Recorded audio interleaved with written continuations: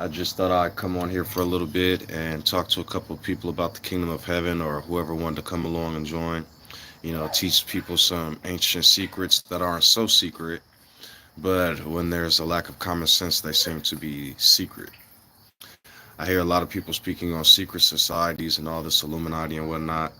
I keep telling people you don't even need to think of a secret society. All you have to do is go around different groups like churches, jobs, political sects, and you'll see Illuminatis all the time.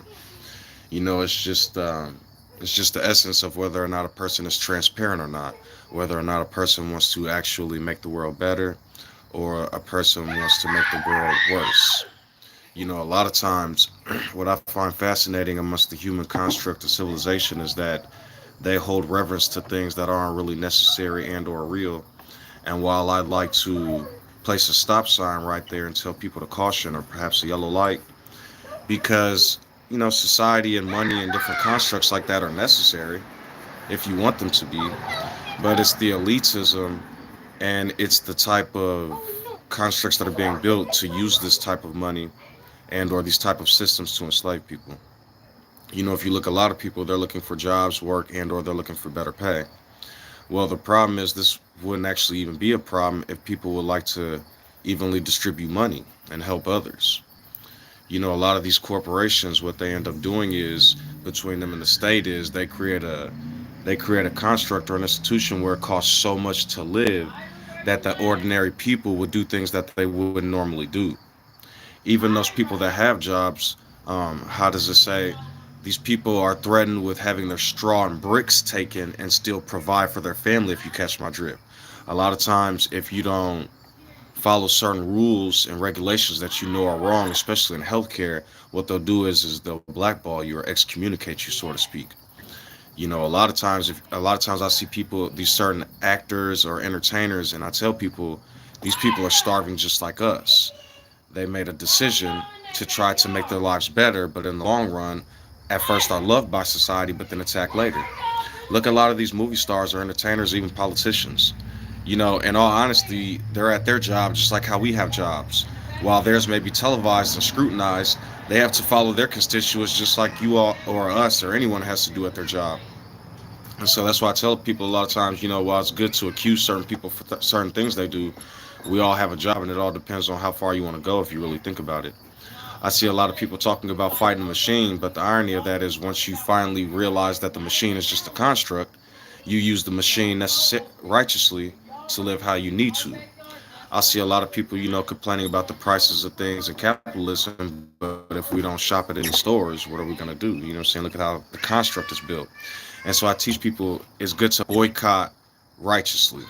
Let's say a store like Walmart or Kroger's. Okay, you know what I mean? I know about Walmart and Kroger's. There may be certain products inside that have certain distributors that do certain things, but I wouldn't want to boycott the whole store if they're not doing something wrong. A lot of times I look at the iPhones. People have like iPhone 16s now, and I'm seeing a lot of memes talk about how they still got the iPhone 5 or 6 or 7 or something like that. It's the blatant consumerism of buying and buying and buying over and over and over. What we're doing is we're feeding capitalism, and when they get all these credits, what they end up doing is have all this unnecessary power that they wouldn't normally have. Even if you look at the construct of America, we make America look so pretty and we show these images in the media.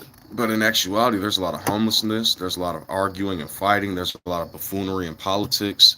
And what's happening is the media doesn't want to show the true issues that's going on. What they rather do is continue a perpetual cycle of hate. And that's why I tell people it doesn't matter if somebody's Republican, Democrat, left, right, blue, purple, green, brown, Caucasian, white, whatever anybody wants to identify as.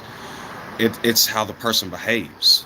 If a person is a good person, why would I take something that they believe in and attack them? Now, there are certain people, like, let's say, like Nazis or supremacists or any type of institution, even certain religious people who are extremists. You know what I mean? I'm not going to perpetuate their behavior and coddle them, but at the same time, I don't have to go around like, oh, I hate you because you believe like this. Now, even look at Israel, and I'll give you guys an example. I don't have a problem with Jewish people. Judaism is that's their religion or their culture, whatever. It's the main institution of what Israel is doing to Palestine right now and to these civilians. Do I support Hamas? I don't even know what that is. If it wasn't for the media, I don't have any Hamas around me. I don't know nothing about them. But based on what I'm being told, do I want them blowing people up? No. But this is what I'm trying to get people to understand the hypocrisy. First of all, these people from Israel are not from Israel. And even if their forefathers were, that's not theirs anymore. What they did was they went to a land and started taking things and decimating it and killing people. When they did this, when the people later came to fight back, they called them terrorists. Look at 9/11. That's a couple of buildings and some lives. Okay, that's very sad. But if you're going to look at that and say that's so sad and ignore all the bombing, all the insurgencies, all the presidents and leaders killed over and over and over in these other lands, what you're doing is you're sitting in a box of delusion while ignoring the rest of the world. And that's dangerous. What that creates is cults, because what people end up doing is they ignore all the other oppression and they put a magnifying glass on something that happened within a box of America. A lot of times I hear people saying the African Americans are the originals. Well, come to find out, they have 5 million Native American slaves and like 12 million African slaves at first. So the 5 million, 5.5 is almost half of what they had of Africans, which means they put the two populations together and began breeding them, so to speak, which means they are the originals. This isn't some like magical teaching from like some Hebrew. This is real knowledge and science. And so this is what I'm trying to get people to understand. When we come together, we can start to understand each other better, and we can start to grow, and we can start to rebuild our civilizations properly without the hate and stuff. Even look at public aid. If you got these people who are multi-billionaires and trillionaires and these corporations that can go and build and outsource and create all type of institutions everywhere, why would they have a problem with paying taxes, with taking care of us in society? You want pretty homes on TV and pretty everywhere to be happy, and African Americans and people of color all saying it's beautiful, then why aren't you taking care of us? Why do you have people on the news talking about, oh, public aid and this and that? After COVID, was it still public aid? You see what I'm saying? So when we come together and build real constructs, because think of me personally, like when I was working at my job as a CNA, I was still donating to children's hospitals. I was donating to elderly people on streams and different stuff like that, because I was taking a portion that I have and helping who have not. And that's how society should even work. Companies shouldn't have charities and churches that they can funnel into and give all this charity if they're not going to use it righteously. And that's what a lot of times was happening. Even take a lot of these corporations, they'll dump a bunch of money into quarterly advertising and stuff, and then they can get tax cuts. And what they can do is they're getting all their, take a consumer. Let's say I don't know anything about products, and I go to the store and I see this image of this thing I seen on TV, this dancing plunger. Now it's like, okay, I trust this company. I saw the plunger on TV. That's how advertising works. People think it's not powerful, but it is. Oh, hello, sir. Hello, family. But yeah, the Antichrist was happening. But like I tell people, names are names. You said what? I'll be right back.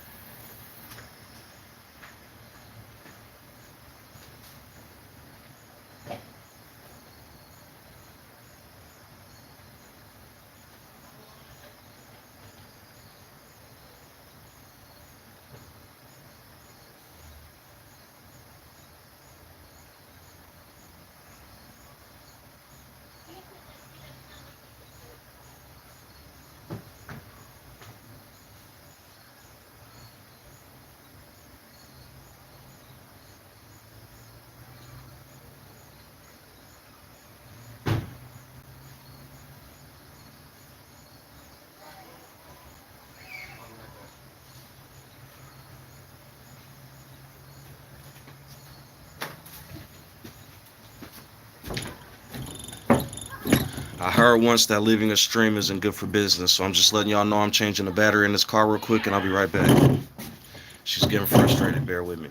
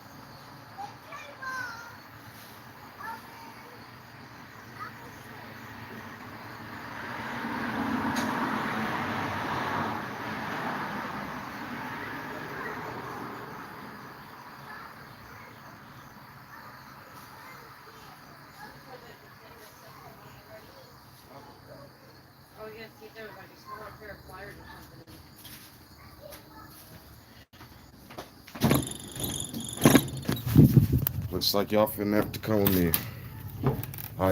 Sorry about this. She went and bought a car for $3,500. I told her to Honda, and when she went and got the car, now the battery don't work, so we got to take a bunch of batteries out of different cars. Well, the other battery out the other car. So come along with me and help me change the battery, I guess.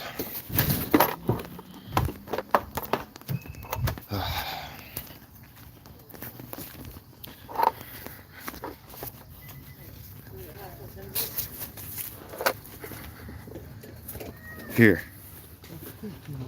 I don't really think there's anything in there right there. Let me catch you short. Hi. Hi, little ones. How y'all doing? How you doing? Yeah, you better run. Alrighty, let's see here. Secret priest love, that's what's up. What? Nothing bad. What type of wisdom you looking for? Really, the only thing I'm teaching people to do is to be strong, and remain family. Family. Family. Hi. Yeah, repent, for the kingdom of the heart is near. But yeah, y'all, I got this little situation going on, so I'm gonna go ahead and get up off of here.